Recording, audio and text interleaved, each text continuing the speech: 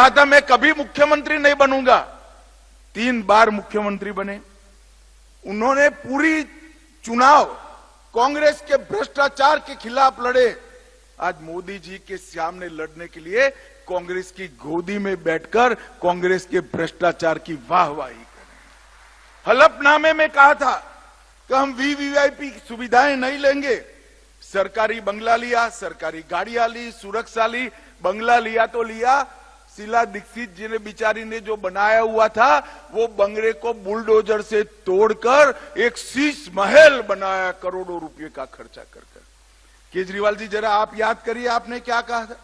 जन लोकपाल के लिए आपने आंदोलन किया था, उसकी धज्जियां उड़ाने का काम किया। शीला दीक्षित के खिलाफ भ्रष्टाचार पे कदम उठाएंगे, अब तक चुप्पी साधे हुए हैं। और शीला जी की भ्रष्टाचारी कांग्रेस पार्टी के साथ आपने गठबंधन कर दिया और आज दिल्ली में फिर से एक बार आप भ्रष्टाचार की गंगा बहाने का काम किया।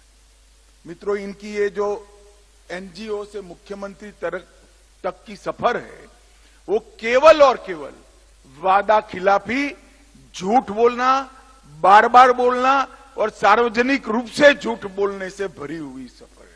और उनके भ्रष्टाचार के लिए भी आज कांग्रेस पार्टी के भ्रष्टाचार की हम बात करते हैं। कॉल ब्लॉक हो, कॉमनवेल्थ हो, 2G का घोटाला हो, Sharda chit fund, INX media, Aircel, अंतरिक्ष, land for job, Panchkula Gurgaon में भूमि का आवंटन, Jammu Kashmir cricket association, Embraer deal, Hawk aircraft, Agusta Westland, Bofors, Maruti घोटाला, ये सारे घोटाले की निंदा करने वाले केजरीवाल जी स्वयं आज क्या हुआ बताइए मुझे? दिल्ली में शराब घोटाला हुआ। ये शराब घोटाले में मुझे एक बात पर दिल्ली वासियों का खास ध्यान दिलाना है। पहली बार देश में ऐसा हुआ है कि किसी राज्य का शिक्षा मंत्री शराब घोटाले में जेल में गया है।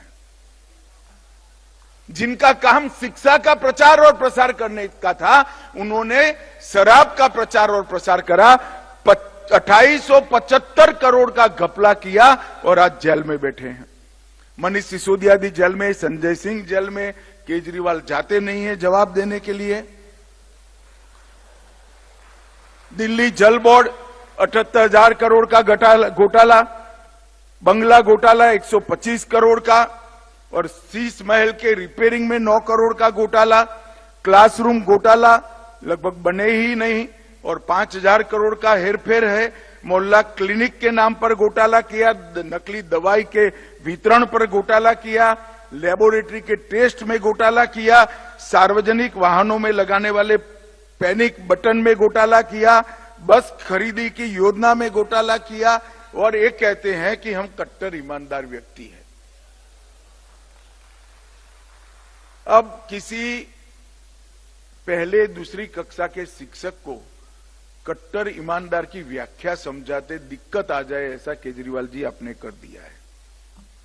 इतने सारे घोटालों की सीरीज दिल्ली में की है और अब वो राष्ट्रीय चुनाव लड़ने के लिए अंत में कांग्रेस की गोदी में बैठ गए। जिस कांग्रेस को गाली बोलकर आप सत्ता पर आए तो दिल्ली की जनता को कहा था हम भ्रष्टाचार से मुक्त करेंगे, आपने तो स्वयं भ्रष्टाचार किया ही किया। इसके साथ में कांग्रेस के भ्रष्टाचार को एक्नॉलेज करने का काम भी केजरीवाल जी आप कर रहे हो। आप ऐसा मत मानिए कि कोई नहीं देखता है, ये जनता है जो सब जानती है।